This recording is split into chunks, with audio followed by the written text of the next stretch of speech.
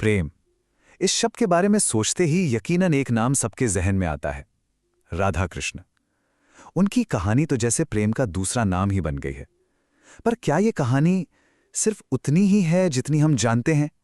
असल में इस जानी पहचानी कहानी में कुछ ऐसी अनकही बातें, कुछ ऐसे गहरे राज छुपे हैं जो हमें प्रेम के एक बिल्कुल ही अलग लेवल पर ले जाते हैं। तो आइए आज साथ मिलकर इस कहानी के उन्हीं गूढ़ रहस्यों को समझते हैं। और यहीं से देखिए हमारा सबसे पहला और सबसे बड़ा सवाल उठता है। सोचिए जरा, ये दुनिया की सबसे मशहूर प्रेम कहानी है, लेकिन ये कहानी मिलन की नहीं, विरह की है, यानी जुदाई की। है ना जी बात? आखिर ऐसा क्यों है कि प्रेम का सबसे बड़ा प्रतीक जुदाई से जुड़ा है?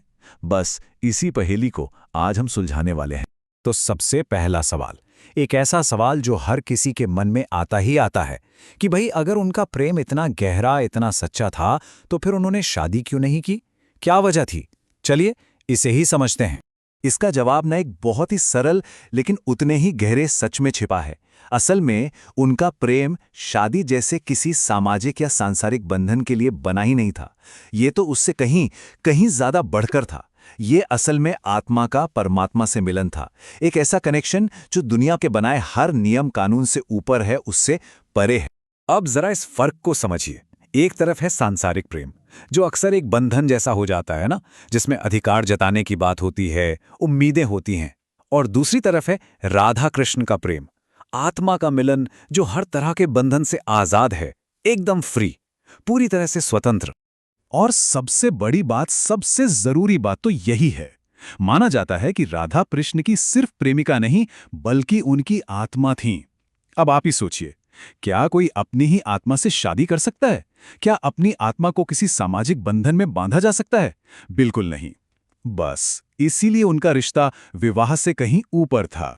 अच्छा, अब एक और दिलचस्प रहस्य की तरफ चलते हैं। कभी सोचा है कि हम हमेशा राधा कृष्ण क्यों कहते हैं, कृष्ण राधा क्यों नहीं कहते? ऐसा क्यों है कि राधा का नाम हमेशा कृष्ण से पहले आता है? कहते हैं कि इसका जवाब खुद कृष्ण के ही शब्दों में मिलता है। माना जाता है कि उन्होंने कहा था, अगर किसी को मुझ तक पहुंचना है तो उससे पहले राधा के प्रेम से होकर गुजरना होगा। मतलब राधा वो रास्ता है, वो दरवाजा है जो परमात्मा तक ले जाता है। तो भक्ति का मार्ग एकदम साफ है। पहला कदम है राधा का प्रेम, यानी बिना किसी स्वार्थ के भक्ति, पूरा सरेंडर। और जब कोई इस पहले कदम पर चल पड़ता है, उस प्रेम को अपने अंदर महसूस कर लेता है, तो दूसरी मंजिल यानी कृष्ण की प्राप्ति उसे अपने आप ही हो जाती है। और अब हम आते हैं इस कहानी के सबसे गहरे और शायद सबसे खूबसूरत रहस्य पर। वो ये कि आखिर उनकी जुदाई ने, उनके विरह ने उनके प्रेम को तोड़ने के बजाय और मजबूत कैसे बना दिया? ये कैसे हुआ? देखिए, सबसे पहले ये समझना जरूरी है कि विरह का मतलब क्या है। विरह का मतलब सिर्फ किसी से दूर हो जाना नहीं है। ये वो गहरा दर्द है, वो तड़प है जो किसी अपने से दूर होने पर दिल में हर पल, हर लम्हा महसूस होती है। और यही बात समझनी बहुत जरूरी है। कृष्ण से ये जुदाई राधा के लिए कोई सजा नहीं थी। नहीं, ये तो उनके प्रेम की एक तरह की अग्नि परीक्षा बन गई। उनका प्यार, उनकी वो तड़प एक तपस्या में बदल गई। एक ऐसी तपस्या जिसमें वो हर पल, अपनी हर सांस में सिर्फ कृष्ण को ही जीती थी। और आखिरकार यही वो तपस्या है जिसने उनके प्रेम को अमर बना दिया। तो उनका विरह उनकी कहानी की कोई कमी नहीं थी, बल्कि यही तो वो ताकत थी, वो शक्ति थी जिसने उनके प्यार को हमेशा हमेशा के लिए अमर कर दिया। तो इन सभी रहस्यों को समझने के बाद सवाल ये उठता है कि राधा कृष्ण की ये अनकही कहानी हमें प्रेम के असली मतलब के बारे में आखिर सिखाती क्या है? इस कहानी से कुछ अनकहे सच सामने आते हैं। पहला, कि प्रेम अधिकार जताना नहीं बल्कि अर्पण है, यानी खुद को सौंप देना। दूसरा, कि ये रिश्ता जिस्मों का नहीं बल्कि आत्मा का होता है। और तीसरा, और ये बहुत गहरा है, कि जब प्रेम इतना शुद्ध हो जाता है तो मैं और तुम का फर्क ही मिट जाता है। फिर कौन राधा है और कौन कृष्ण, ये सवाल ही बेमानी हो जाता है।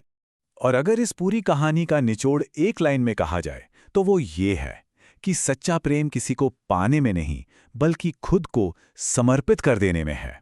यही राधा के प्रेम का और शायद हर सच्चे प्रेम का अंतिम सत्य है। तो आज की ये पूरी बातचीत हमें एक गहरे सवाल के साथ छोड़ जाती है। जरा सोचिएगा कि असली प्रेम किसी को हासिल कर लेने में है, उसे पा लेने में है, या फिर उसे आजाद छोड़कर खुद को पूरी तरह समर्पित कर देने में है।